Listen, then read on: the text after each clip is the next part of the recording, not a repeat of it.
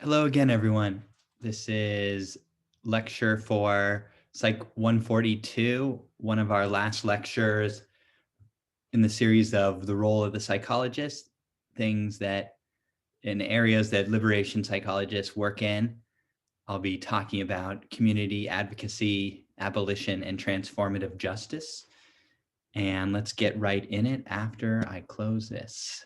There we go. So this lecture is aimed at folks who, well, it's aimed at all of us, but it's with a particular emphasis for folks who are interested in social work and being a part of communities, doing psychology work within communities and connected to various communities. And actually, that probably is most of us. And when dealing with issues in communities, there will be inevitable confrontations against the system. And when working on domestic violence or when working on education issues, schools, issues with young kids, older folks, they're constantly within treating and helping folks psychologically. There'll be needs to work in larger ways against the systems or connected to the systems that we're all a part of. For example, a social worker who is working with folks who are facing domestic violence, often the protocol is to be working with police. And I'm going to talk about why that has become a problematic area and likely was always a problematic area. And what social workers, what psychologists can do about the system of policing and prisons. And so we need to start with a little bit of history in order to situate, ground, give context to what these systems are all about and where they're at in the current era. So let's start with prisons and jails and people who are incarcerated in the United States. This is a chart that's from Wikipedia. I've seen iterations of this in many, many places, so I can attest that this is accurate. What we see is that in the current era, there are more than 2 million people who are in prisons and almost 1 million more people who are in jails, and a fairly sizable group in juvenile detention as well. And that we see that this trend started to skyrocket in the 1970s, basically, or got started in the 70s and really started skyrocketing in the 80s, 90s, and 2000s. And we're left with a society that relies incredibly heavily on incarceration. That the United States makes up 6% of the world's population, but 25% of all people who are in jails and prisons are in the United States. So this is a very important issue for anyone living in the United States. It's such a dominant part of US society. If we stand out in any way, it might be in this way, that we are such an incarcerating society. And this is something that you might have connected to. Dr. Craig Haney looks at this in Psych and Law, and I think that class is being taught next quarter, which I would recommend taking if you're interested in these issues. Here is some trends in policing. This is from Bloomberg Business and Forbes.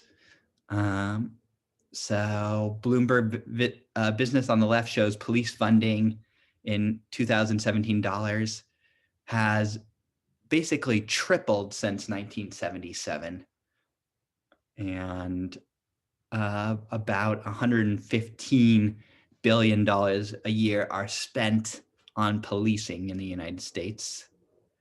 And so this chart, we can think about that as policing and prisons go hand in hand in the ways of policymaking and budgeting and funding, and basically ideology as well. Both of these systems are relying on an idea of crime, and that crime should get punishment as a way that society should solve the issue of crime. And we look at the chart on the right. How much do US cities spend on policing? Cities have budgets in the billions of dollars towards policing. And for many cities, LA, Chicago, Houston, everyone, even though New York spends a lot of money on policing, it's actually the other cities that it's a higher percentage of their budget, anywhere from 25 to 40% of their city budgets, which is quite a lot, actually. When we think of housing and roads, infrastructure, education, public health, there's a lot of other places where cities could be spending their monies. And so the history of police and prisons, let's look at that first line. I wish we had time to go through a rigorous history of both of these things.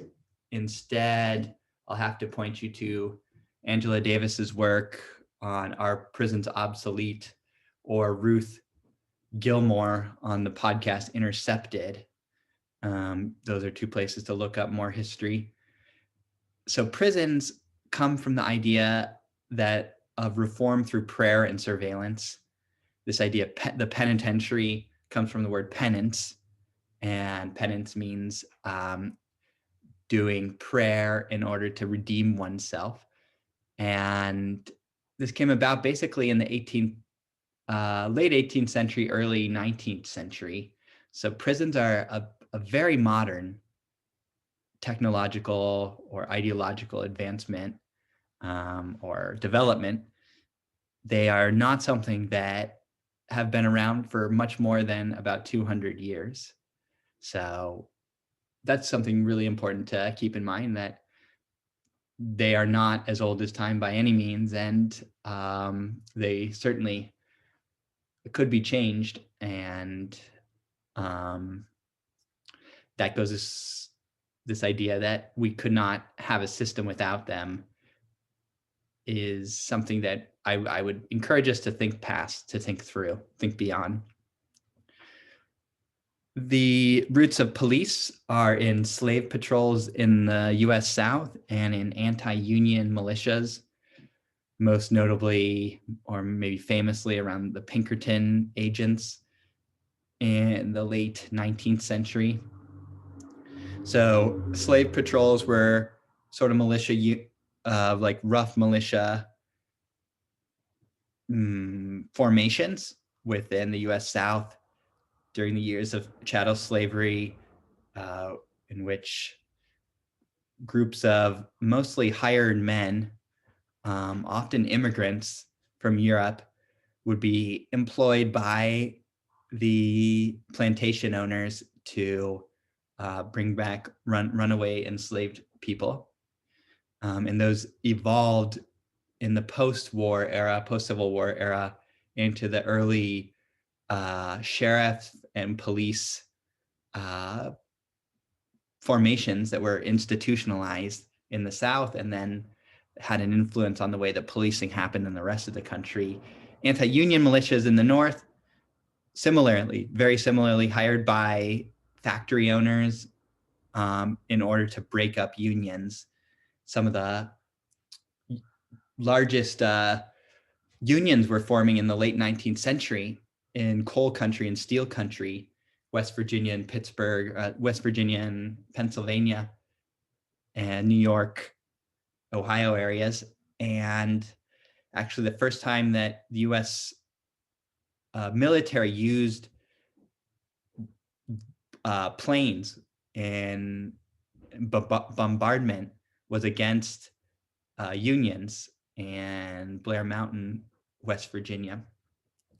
When they weren't bombing, the militias were being hired by the factory owners to force people back into work. And so that is the history of policing.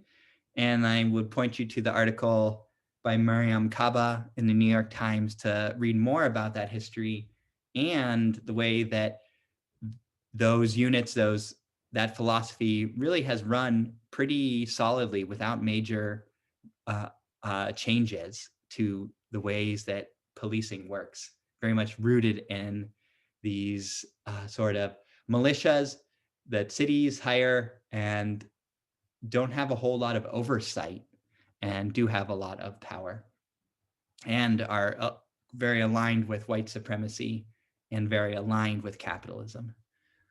So let's look at two major modern expansions of policing and prisons. And what I want to draw us attention to, these are two of the biggest expansions of both policing and prisons. In the 1968 Omnibus Crime Control Act, police departments were given $10 billion. And in the 1994 crime bill, they were also given about $10 billion. And those are the two biggest shots of increasing of funding of the police. And both of these were done during Democratic administrations. So that is really important to pay attention to. We usually think of Republicans as the law and order type politicians, and I think they very much do align themselves with policing and imprisoning. However, the Democrats are the ones who actually put forth policies that have proliferated these systems. Also to notice, in the 1994 crime bill, this was also called the Clinton crime bill because passed under Clinton, but the senator who did the most work and was named and put forth this law was none other than Joe Biden, who is the current president-elect. And so we can see that the new Biden administration likely has some pretty close ties with policing and prisons.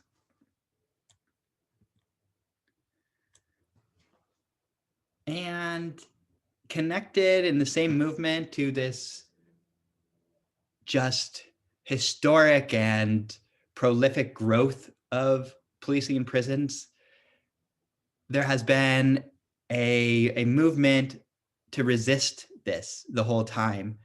And this movement was basically started by families of those who were imprisoned and just groups of sort of people coming from all walks of life, just connected to these growing groups of mostly men at first, but then other genders as well, family members, and who were seeing their family members being ripped out of their communities and put into prisons for long sentences.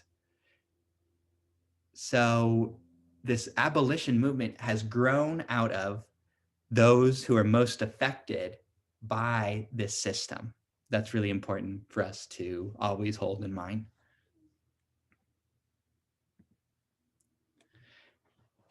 In 2020, we saw this movement for defunding the police really gain traction in the mainstream and really gain a lot of visibility within social movements and also within the media. So this is a march in Miami, Black Lives Matter and defund the police going hand in hand.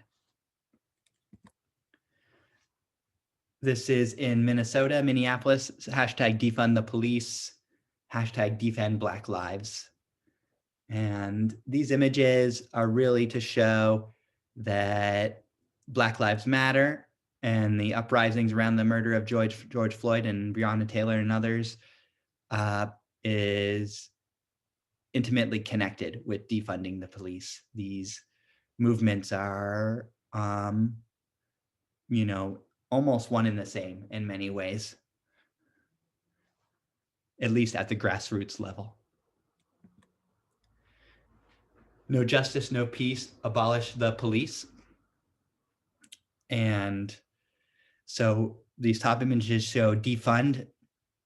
Well, defund, as I'll show in the next slide, is really an abolitionist demand. And so I'll talk more about what that means. And finally, in an article from Al Jazeera saying, can Nigeria's EndSAR protests lead to police abolition? As Nigerians protest brutality and demand reform, some say full abolition is the only road to liberation from violence. I talked about this a little bit before. The movement for abolition of police and prisons is an international movement as well. And so to understand defund the police, this graphic helps to think about what that could mean, and often does mean to people who are calling for defunding the police. First of all, showing that $115 billion police budget. And at a basic level, defunding the police means instead funding affordable housing, job training, education, mental health counseling, substance abuse treatment.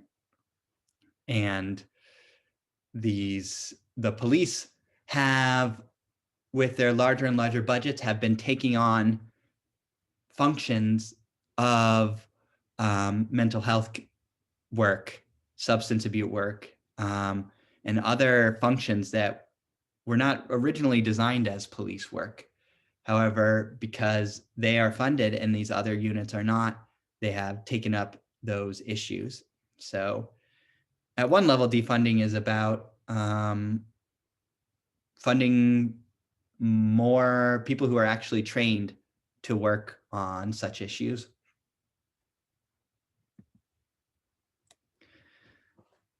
And then, so what does the call for police abolition mean? Is defunding the same thing as abolition? Are they distinct positions from one another? Well, abolitionist movements really, in the 20th century, think a lot about W.E.B. Du Bois's work, sociologist, really legendary sociologist who worked at the turn of the 19th to 20th century, and talked and wrote about abolition democracy, and rooted this in the abolitionist movement of the 19th century, abolition of chattel slavery, Frederick Douglass and John Brown, and many, many, many others calling for the abolition of that system, because that system created a system where there was not a democracy in the United States. And for Du Bois, democracy has to be around abolishing systems that do not allow for a flourishing of democracy. And these are systems that support white supremacy, and that in order to do this, it has to be a full abolition and not a reform. You cannot reform slavery, and you cannot reform the systems that evolved after slavery from slavery. And so this group, Critical Resistance, is one of the leading groups that has really supported and nurtured ideas for prison abolition and police abolition. And the group was started in UC Santa Cruz, in a conference in UC Santa Cruz in 1997, and took up this language of abolition of the prison industrial complex, connected to Du Bois's ideas. And so this group has done a lot of work to make these connections, these interconnections. And their ideas are around defund oh, darn it, this should say, sorry, y'all, I want to get this right.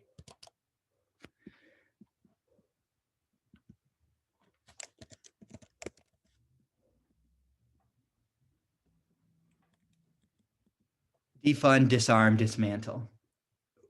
is a route towards abolition. And so the calls in 2020 for defunding were really this first step towards abolition. So defunding does mean different things to different people. However, the work that was done to bring it to highlight and in these recent movements and where it really comes from, it really is an abolitionist demand.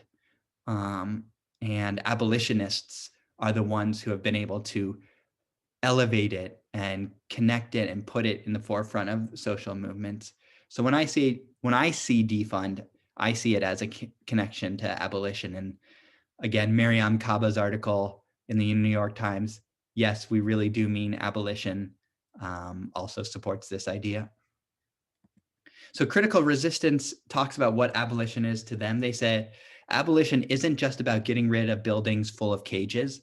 It's also about undoing the society we live in, because the prison industrial complex both feeds on and maintains oppression and inequalities through punishment, violence, and control of millions of people. So one thing that people get wrong about abolition is they see it as this negative, impossible mission of just tearing down prisons and letting out everyone in there tomorrow and not coming up with alternatives.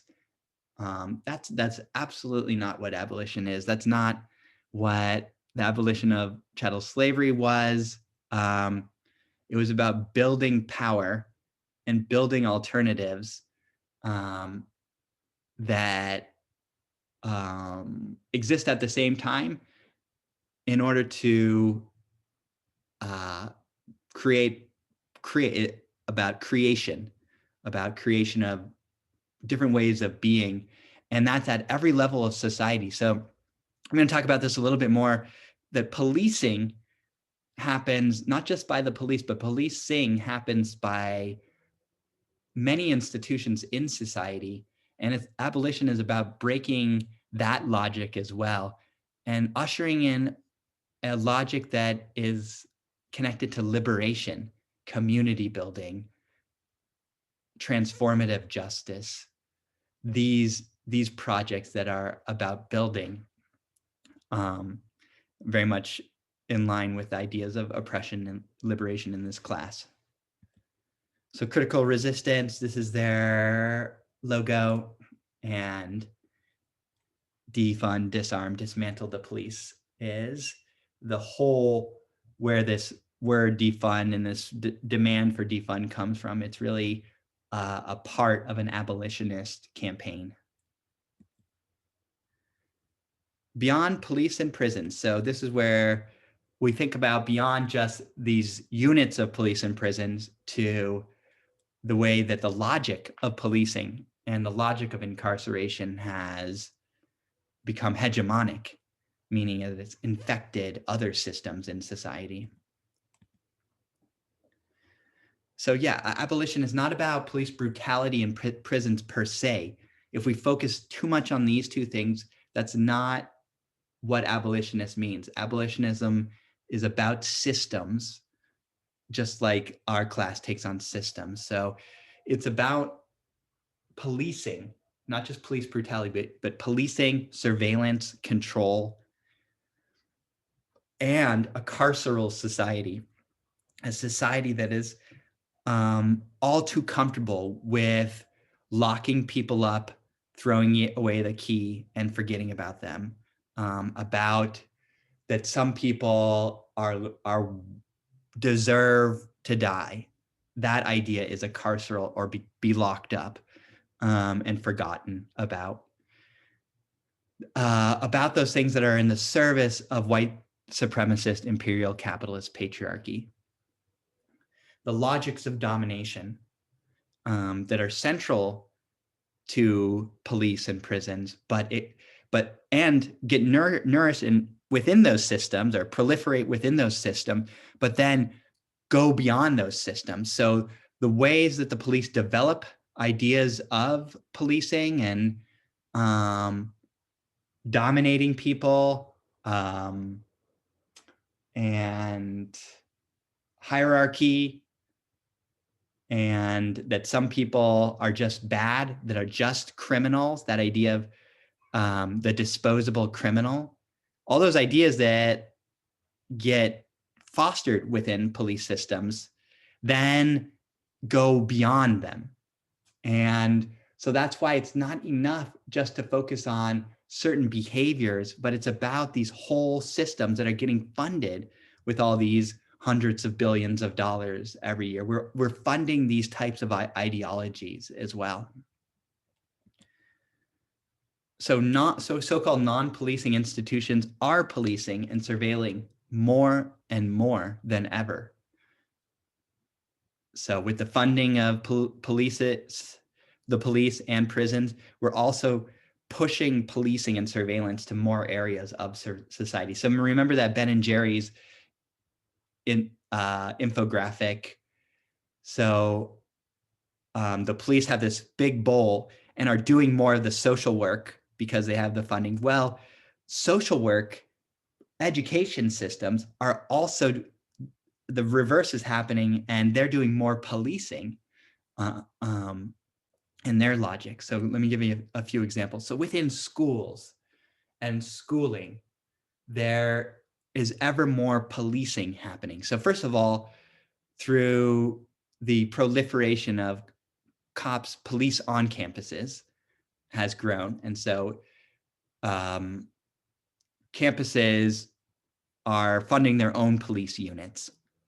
And this is seen, even the Department of Education in the US government has a SWAT unit, which is just wild to think about.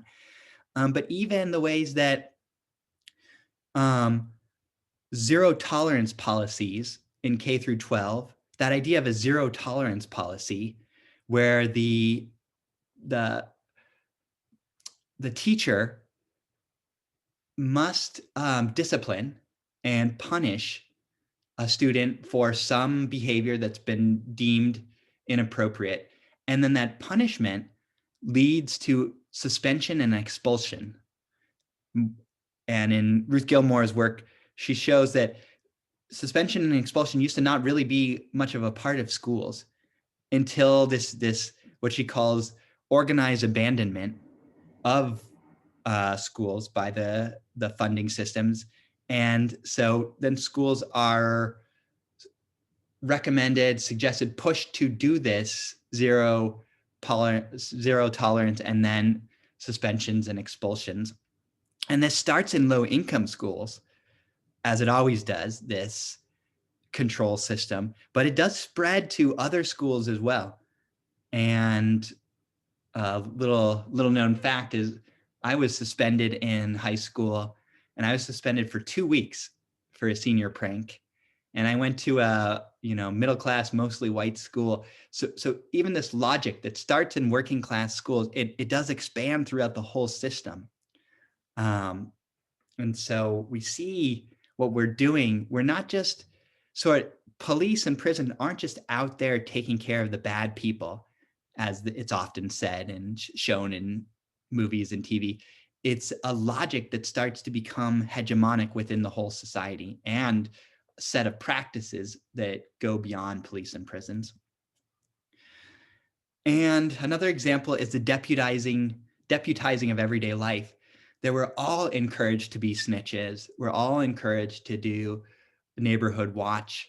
That we're all encouraged to be sort of the ones who talk about, or who notify when bad things are happening, to bring in the police. And in effect, we're becoming deputies. And Ruth Gilmore again talks about this with the murder of George Floyd. It started, the events that started his murder, that put it into effect, where he used a counterfeit bill, or what was deemed as a counterfeit bill, in a convenience store, and the convenience store owner, or the worker, in order to keep their job, this wasn't malicious, called the police, because that's what they were supposed to do, to keep their job. So because they're being squeezed by capitalism, or at least in part, that person was deputized to bring the police in. So abolitionists are about seeing the interconnections of what we're doing when we're funding these institutions and how the logic carries over. It gets taken from one institution to the other. And that's what happens when this enormous amount of funding happens. And it happens when the ideology is seen as police and prisons are out there and not in here as well. So let's talk about social psychology. I think social psychology has a lot of importance to abolition, and some of the main insights from social psychology are very supportive of abolition. The first one is and this goes beyond social psychology just to other areas, learning, psychology of learning as well. There's decades worth of research on punishment. Punishment is the core logic of the prison system. And, it said, if you can punish people, that will deter crime. And what has psychology research shown about punishment? Well, there's a pretty much ringing consensus that punishment is not very effective in terms of teaching. And what it does is it has some short-term learning that happens. Animals and people will learn not to do that thing in the short term, but that learning usually goes away, and people and animals usually, or I should say, all animals, non-human and human animals, learn other ways to get at what they wanted. Rewarding behavior works a lot better than punishing the behavior you don't want. And punishing causes a lot of collateral damages. It causes all these other traumas to occur. And both the trauma can occur in the person receiving the punishment and giving the punishment. And all these other ripple effects of punishment that you don't see in the interaction can occur within the system. So really, the logic of this whole system is not based on psychology. Stanford prison study, the famous prison study, in which in the basement of the Stanford Psychology building was turned into a mock prison, and these random participants that were deemed, healthy participants, so-called normal people, in the course of 6 days turned into ruthless guards and prisoners who put up some resistance, but also were really battered into obedience to authority. What we learned from the Stanford prison study is it's not actually about the people, it's about the system. So it's not about good cops and bad cops, because the participants who turned into the most ruthless cops, they were deemed to be and given psychological exams to be very healthy people. And so it was the system, the context that led them to do these really awful things of abuse. And so you might hear this argument around, well, abolition, why should we abolish the system when there's just a few bad cops? Good cops are doing the same work of policing, and they might be kinder or might be, better communicators and less prone to brutality. But it's about this whole system that is causing the violence and punishment. So that's where Stanford Prison Study helps with that. And the importance of rebels in fighting conformity. So often the rebels are jailed and shown as being the people that should be, more respectful to the system. If you don't like it here, go somewhere else. Well, rebels are so important in fighting conformity and obedience, and that's shown by Ash and Milgram studies. That Ash conformity study of folks being in a classroom or brought into a classroom and seeing these little lines that one was obviously longer than the others, but everyone else in the room who are Confederates say that it's not, and most people conform. Well, the rebels, not everyone does. And if you can have one rebel in that situation, then more people will rebel as well. And that's also happened in the Milgram studies of those shock treatments where the participant shocks people to death, basically, although not really, just in how it's portrayed. If it's two people being brought into the lab and one of them rebels, then that makes much more likelihood for the other person to rebel as well. So social psychology has a lot that supports these ideas of police and prison abolition.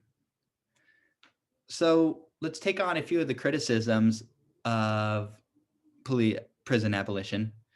The slogan of defund the police is said to lose people. This was said by ex-President Obama recently, that defund the police, quote, loses people. And this is based on coming out of things that I've talked about in this class, that moderate Democrats, even before the election was called for Biden, were blaming progressives and blaming ideas of defund the police as reasons that the Democrats lost big parts of the House of Representatives. And so let's look at this more closely. First of all, it's really important to remember that defund the police and abolish the police, that's not a slogan. That's not a slogan like, yes, we can, si se puede, like an Obama slogan. It is a policy demand that's rooted in the lives of oppressed peoples. Like I said, this movement for abolition was started in the actions of family members of the folks who were being locked up and really ripped out of their communities. And this demand to defund the police is a demand, and it's rooted in the lives of these people. It's rooted in the realities that both the 68 Omnibus Crime Act in Johnson's era and the 1994 crime bill, Biden and Clinton, both those were reforms. Those were aimed at reforming the system of policing and prisons. And one of the key insights of the abolitionist movement is that these reform movements, have always only grown the system. So reform really doesn't work. And people on the ground have seen that. And so defunding is coming out of that insight. Moreover, it doesn't really seem like it's losing people. And if it is, it's also gaining people because it's having historic successes, the defund movement. See the website d4pa.com, which tracks all the policy changes since this summer around defunding the police. And there's been a lot of successful policy shifts and defunding shifts that have been with an abolitionist perspective in mind across the country. And this website does a wonderful job. It's an amazing website tracking all of them. And defund the police is a core part of the Movement for Black Lives platform. And so those signs of Black Lives Matter with defund the police, yeah, very much at the grassroots level, Black Lives Matter and defund the police are really intimately tied together. Let's look a little bit more closely at the moderate Democrats' argument that it alienates moderate voters. So even, this argument, even if it were true, which it doesn't actually seem like it is, the moderate Democrats' argument, I'm I don't think that actually matters because of this first bullet point. For me, is much more important that it's a policy demand that is very successful in a lot of ways. But even the moderate Democrats' argument, I don't think holds up. So let's walk through that too. It comes from this person, Abigail Spanberg, in the Virginia Congressional District 7. She was the first one to bring up that these ideas of defund the police have hurt Democrats in re-election into the House.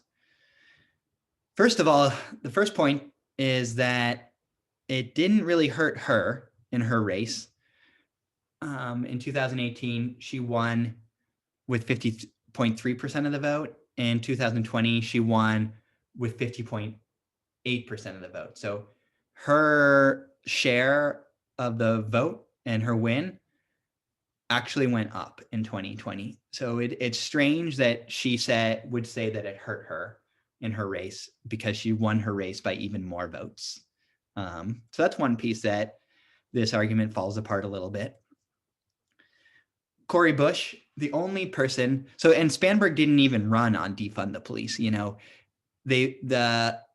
Obama slogan, or Obama's idea that it's a slogan, it's not even something that most Democrats are running on. It's a demand of social movements. So, the only person who formally ran on defund the police, Cori Bush, coming out of St. Louis and Missouri congressional district around St. Louis and Ferguson, she won. So it didn't hurt her, and she won in a historic election. She was able to win. She primaried a Democrat who was a conservative Democrat or a moderate Democrat, who had held that chair for 20 years, that seat for 20 years. So yeah, she probably won moderate voters in that win. You can't win. There's not enough progressives to win elections almost anywhere. Most districts are purple districts. Not all of them, but most are. And so the fact that Cori Bush won also pushes back against that argument. And then let's look more closely at the case of Jamie Harrison as well, because the case of Jamie Harrison is held up as a reason that Democrats should distance themselves from this defund the police movement. Look at it more closely, and Jamie Harrison is a Black man who ran for Senate in South Carolina on the Democratic ticket against Lindsey Graham. James Clyburn, who was the anointer of Joe Biden, and what I mean by that is Clyburn, back in January, got behind Biden, and when he did, Buttigieg and a couple of the other moderate Democrats dropped out of the race and put their backing behind Biden. And Biden, if you'll remember, was losing to Bernie Sanders by quite a bit. But when these moderate Democrats dropped out of the race and supported Biden, that pushed Biden ahead of Sanders. So Clyburn was really instrumental in that. And Clyburn was also one of these voices who say that defund lost the race for Jamie Harrison. And I wanted to look at that more closely. So first of all, Jamie Harrison didn't run on defund the police. So again, it's not like he was using that slogan. And in fact, Jamie Harrison in the polls, if you look at the polls, surged in the race. He was losing by quite a bit, Jamie Harrison was, until June and July, in which he made up a lot, about 10 points on Lindsey Graham in June and July. And so what was happening in June and July? Was there anything in the news for June and July? And if you look back, oh yeah, the news was absolutely dominated by an issue. And that's right. Oh yeah, it was massive Black Lives Matter defund uprisings that were in the news all of June into July. And that's exactly when Harrison was making up ground. So, it's impossible to say that that's why, but it's hard to make the argument that that hurt him when those when that so-called slogan was most visible. That's when he was making up the most ground. So I think Clyburn's argument falls apart here as well. Finally, progressives can win in these purple districts. Purple districts are ones that are, very close Republican or Democrat.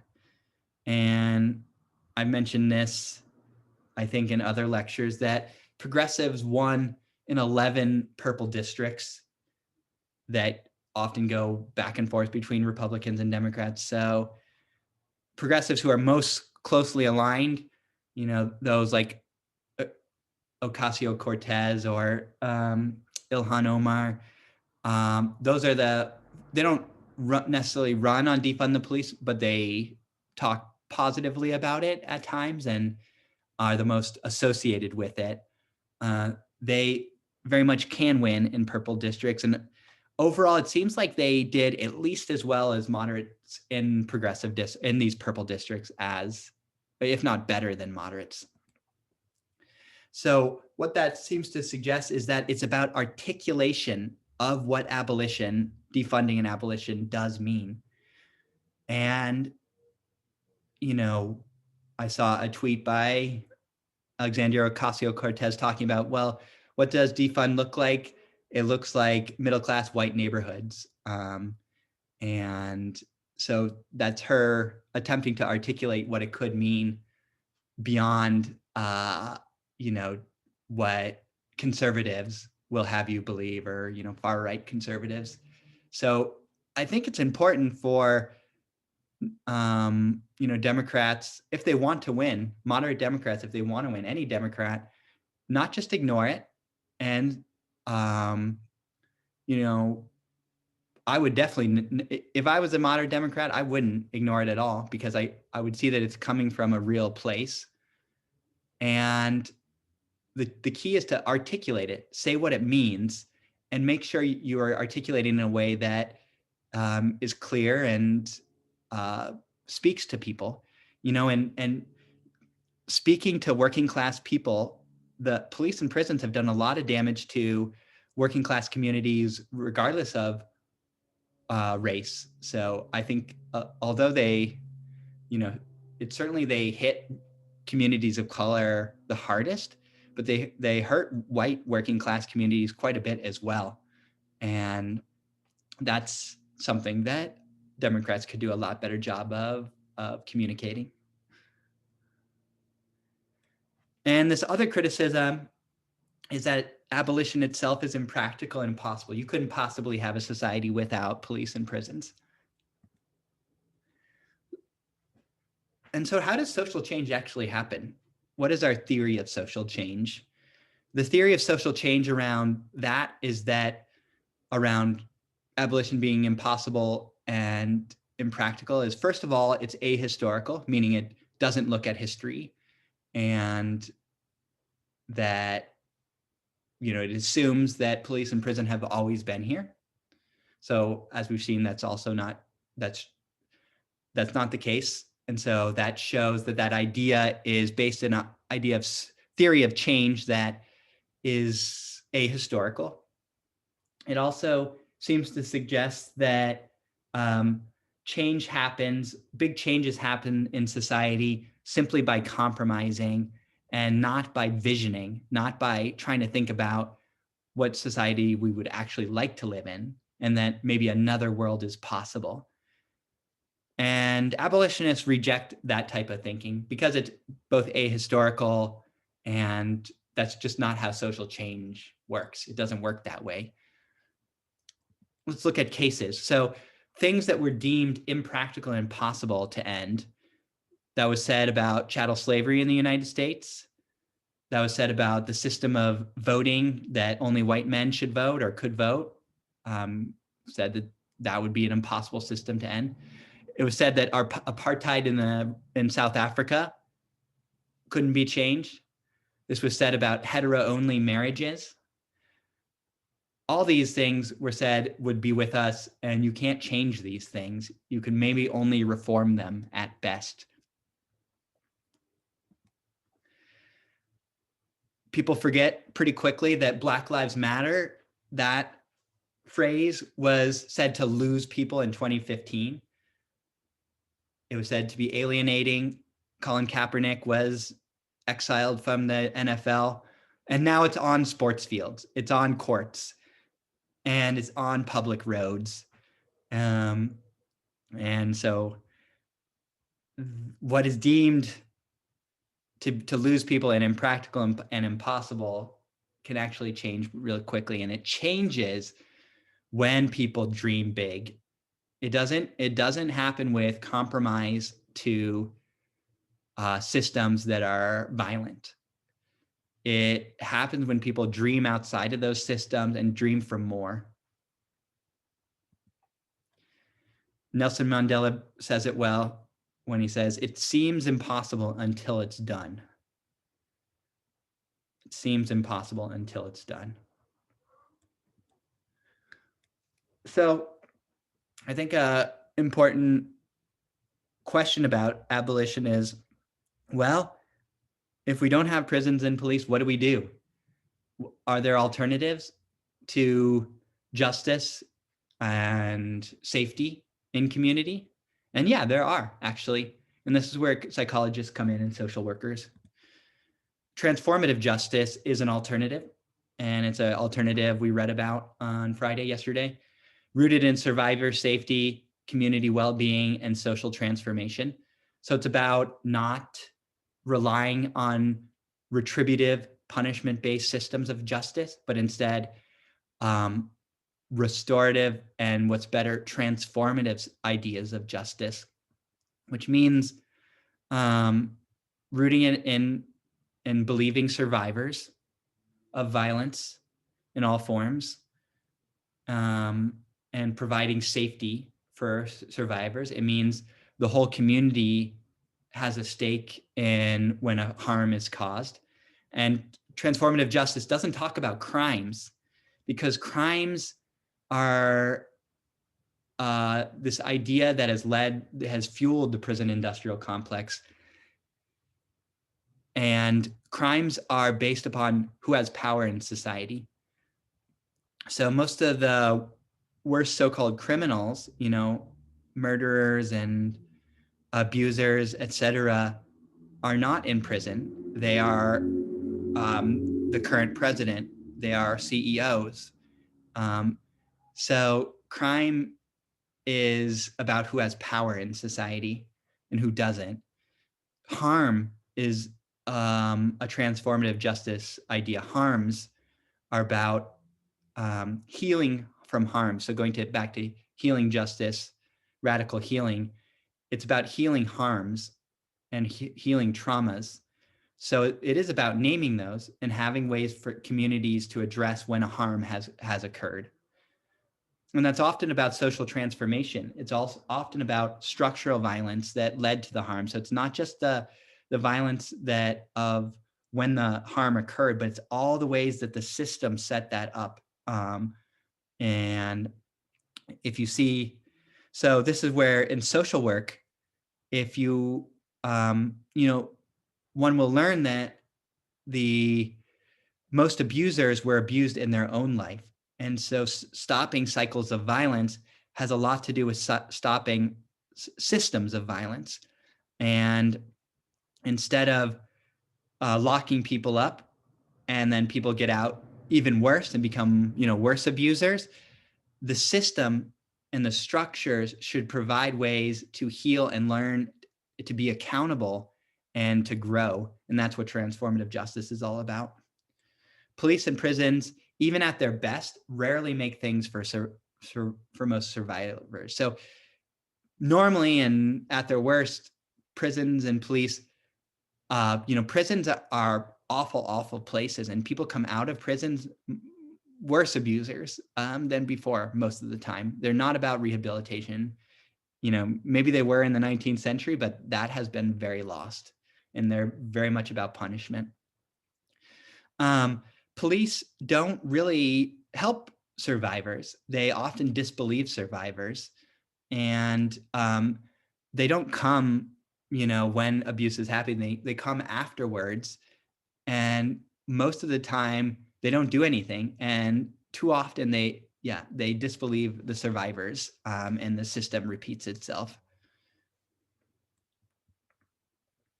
So transformative justice is about being based in relationships of trust and care. So it's all about, or it's fundamentally about building relationships of trust and care. We live in a society that's very individualistic. We live in our, you know, individual homes and work in our individual jobs. So it's about actually building networks in neighborhoods, in workplaces, in schools, that people know each other and learn to trust and show care for one another. So these in the pandemic have been promoted through mutual aid networks. Mutual aid is the idea that solidarity based, you know, when people have a need, help them fill that need. Don't ask for money, don't ask for charity, you know, don't do it in a charity way where they have to do something for that need. And while people are getting needs met and sharing, then they're having conversations about an analysis of oppression, an analysis of what are liberatory forms of living in society, and building ideas of transformative justice. Pod mapping, and building pod mapping as a tool, a concrete tool that we can all use in our own lives about building accountability, so that before harm happens, we can think about who are people that we can go to if harm has happened to me, and also who are people I can go to when I've caused harm to other people and I want to be accountable to that harm. It's really, really brilliant and beautiful, and pushes back against systems of policing and punishment, and also pushes back against ideas of disposability and canceling. Pod mapping does, and transformative justice do. Then it's a need for creative liberation psychologists who can toggle the personal and political. So there is a great need for liberation psychologists within transformative justice and community-based solutions. The work of this class and the ideas within it, psychologists are very primed to be helpful. And you know, like, instead of going into traditional roles of social work, going into these types of areas of justice and is where I see liberation psychology, liberation social work going. And of course, you know, they're growing, and they're often within communities, and they're not usually well funded, although hopefully more so in the future. However, often people have to have one foot in, you know, traditional psychology or social work, and then also hopefully have the space and time to be working in communities as well. Here are two books that are really helpful in thinking about transformative justice, community-based solutions beyond survival.